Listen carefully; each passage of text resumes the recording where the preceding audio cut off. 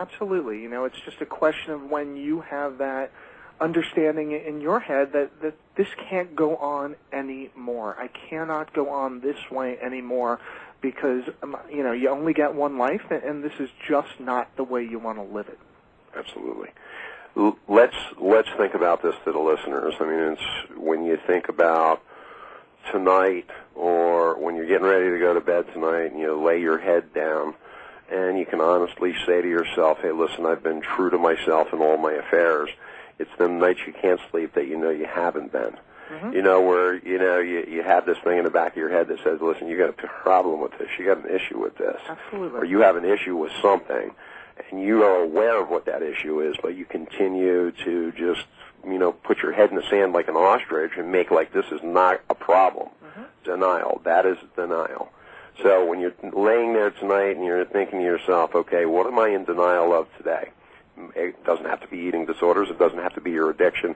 What did I deny myself today? Did I deny that I should owe an amends to somebody that I hurt? Did I deny that, I should have been doing something that I wasn't doing for my program and the results that I want on a daily basis? Those denials have to be looked at on a daily basis, in my belief. Wouldn't you agree? Absolutely. Patients often come in and they'll ask, what theory do you subscribe to? Are you Freudian? Are you Jungian? Do you follow Adler? And what I tell them is, when you boil it all down, the true secret of life, the true theory to follow is Shakespeare. This above all, to thine own self be true. Beautiful. To me, that's the secret of life. Mm-hmm. If you're not being true to yourself, it is going to, and Freud used the term, seep out through every pore in the body. And I believe that's really what symptoms are, be it alcoholism or promiscuity or eating disorders. It is the fact that you're not being true to yourself, you're not living your true, authentic life, seeping out in one way or another, which we would call a symptom. Nice. I'm glad you broke that down for us, because it's true. If I'm not living a life to my fullest potential and being honest, thoroughly honest to myself, it's funny. When I become thoroughly honest with myself, then it's just a natural to be honest with everybody else. Absolutely. And what I tell patients is, when you are living more authentic life, it is amazing the difference in the type of person you will draw to you. You will draw to you people that are looking and seeking out authentic, intelligent, clear-minded people, rather than people that are going to prey on those that are suffering from addictions and eating disorders. Beautiful. Well, you know something? We are going to go to our next break. When we come back, Dr. Friedman is going to be talking some more. If you want to call us, you can reach us at 888-565-1470. If you have any questions on addiction, eating disorders, we're here tonight. We're taking those phone calls. National Recovery Foundation is here to be able to get people help if they need it. Feel free to give us a call, 888-565-1470. We'll be back right after this. All right, here we are. It's 9:33 on a Sunday evening, and you are listening to WNN 1470, Holistic Health Magazine, a radio show all about recovery on a Sunday night. We want to welcome you to the show, Blog Talk Radio, Holistic Health Magazine listeners, and, of course, WNN 1470 listeners. We're sitting here with Franz behind the glass. Let's get an applause for Franz. Yay for Franz. Yay for Franz. Yay. Franz makes it happen every weekend on Sunday nights. He's behind the glass. We love Franz. He's a great guy. And Franz also has a show on Friday nights on 1580, and you can listen to Franz from 8 to 9 o'clock. And he's got a pretty good jazz show if you want to check that out, if you're into jazz music. Franz is the guy you want to listen to. And we got Dr. Friedman in with us tonight talking about eating disorders and talking about eating in general. Yes, eating in general. We all got to do it. And I think that's really what, makes it, sets it apart as far as addictions, because it's not something you can cut out of your life, so you really have to come to grips with it in one way or another. Balance. So how hard is it for somebody that has an eating disorder or has an obesity problem to finally get that balance? It's got to be, the most difficult thing.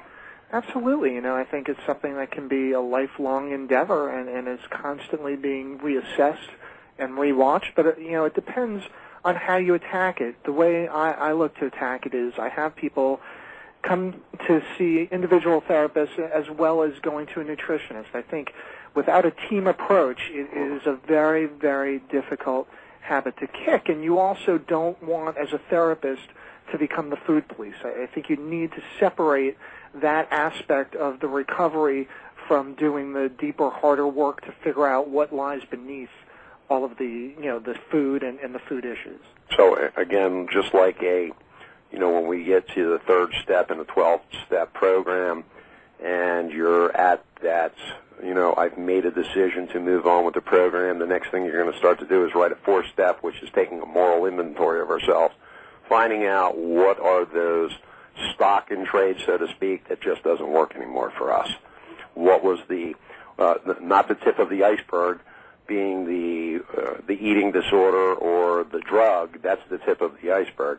The underlying information that you have to find out about yourself is the cause of the tip of the iceberg. And how I usually describe it is like steam in a pipe.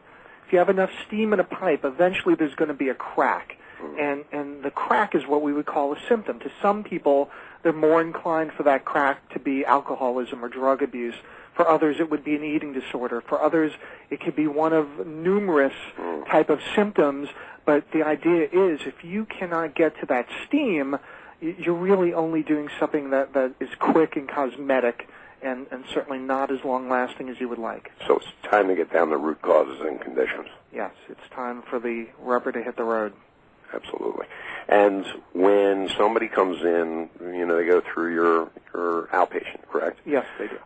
When they give you a call, you bring them in, and do you do a complete overall of, psychosocial? Do you do, what's the format? Sure. I think the first session and even talking on the phone is a very big part of the process. I think a patient comes to you looking for certain rules and guidelines and feels very concerned and scared about coming to someone they don't know at all and spilling things that they wouldn't tell their best friend. So I think the idea in the first session is to try to get an idea of where they're coming from, what they expect from therapy, put them at ease, and try to work on the connection. I really believe that the healing that goes on in therapy comes from the relationship between the therapist and the patient. I think through that relationship, that's where the seeds are planted for change. Absolutely. I like the fact that you are as honest and open with the eating disorder and that you take serious, what you're doing for other people. And you can see it in just your genuine behavior with others. I can see it with how you deal with people that you meet. You're genuine in the fact that you're looking to help people. And, you were in with Pat Corona yesterday, and Pat Corona, if you don't know, does have a show on Holistic Health Magazine here at WNN on Saturdays at 4 o'clock. And of course, I met Dr. Friedman yesterday. Right. And it was, I was listening to the show, and it was like, wow, this guy is like all about recovery, and it's the same style of recovery that we would deal with addiction recovery. And, of course, I'm always telling people addiction just doesn't have to be alcohol or drugs. It can be eating. It can be, gambling. It can be sex. It can be, of course, we got Ask Christy dealing with that on Friday. So what we would like to do, of course, is have Dr. Friedman come back from time to time and talk about this and talk about how you can get help. If you need to speak with him directly, and you're a little shy and you don't want to go on the air, you can call 561-392-3221. And it's Friedman Psychology Group. And they really are down to earth, and I think you'll get a good feel that they're really there to help. And not just for the person that's suffering, but also for family members, too. Absolutely. If you're a family member and you need help, Dr. Adam Friedman was more than willing to take a phone call to find out what they can do, what he can do to help you get the help that you need, because, again, it's just like anything else. An addict is an addict, and then the family member of an addict needs as much help as the addict themselves to overcome their part of it.